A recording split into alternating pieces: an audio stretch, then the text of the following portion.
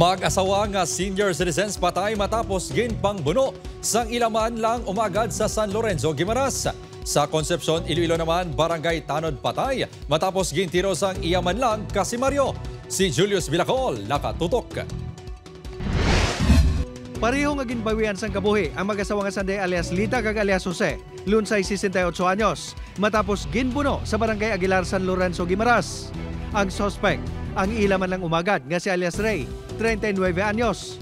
Suno sa kapulisan, hindi pabor ang mga biktima nga may bago nga karelasyon ng suspect kag ginadala pa ini sa ilabalay sa sulod sang compound. April 2024, sang ginbawian sang kabuyang asawa sa suspect kag nabili ng tatlo nila ka mga bata nga nagaedad 11, 8 kag 2 anyos. Ginalantaw nga napuno ang suspect sa padayon nga pagsaway sa iya sa mga ugangan. Sang nahubog ini sang Hulyo 14 sang gabi, may pagbinaisay nga nagluntad, tubtob nga ginbuno sini ang mga biktima. 12 ka pila sa naagom sang babayi, samtang 4 naman ang pila sang lalaki. May duha pa ka mga persona nga napilasan matapos nagtuyo nga magpugong sa suspect. Preso na ang suspect nga nagapangatubang sang reklamo nga 2 counts sang murder kag 2 ka count sang attempted homicide. Pinatawari siya mga ginagigan niya sa iyang gagan, yung mga taga-biktima.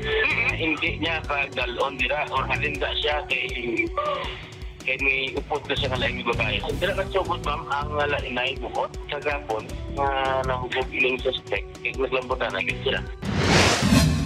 Patay ang 50 anyos nga barangay Tanod sang Loong Concepcion nga ginkilala lang sang kapulisan kay alias Luis matapos gintiro kahapon sang hapon. Sakay sa motorsiklo ang biktima upod siya asawa. Sang nasugatan ang 40 anyos nga suspect nga ginkilala lang kay alias Juan kasi Mario Mancini. Gilayon kuno sini nga gintiro ang biktima nga naigo sa dugan dead on arrival ini sa ospital sa Sara. Base sa impormasyon sang kapulisan, wala man nasamaran ang asawa sang biktima. Ginapatihan 12 gauge shotgun ang gingamit sa pagtiro sa biktima.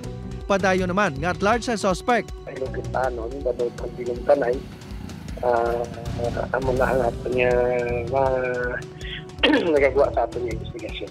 Upod kay Cirilo Rendoque, Julius Vilacol, 1 Western Visayas.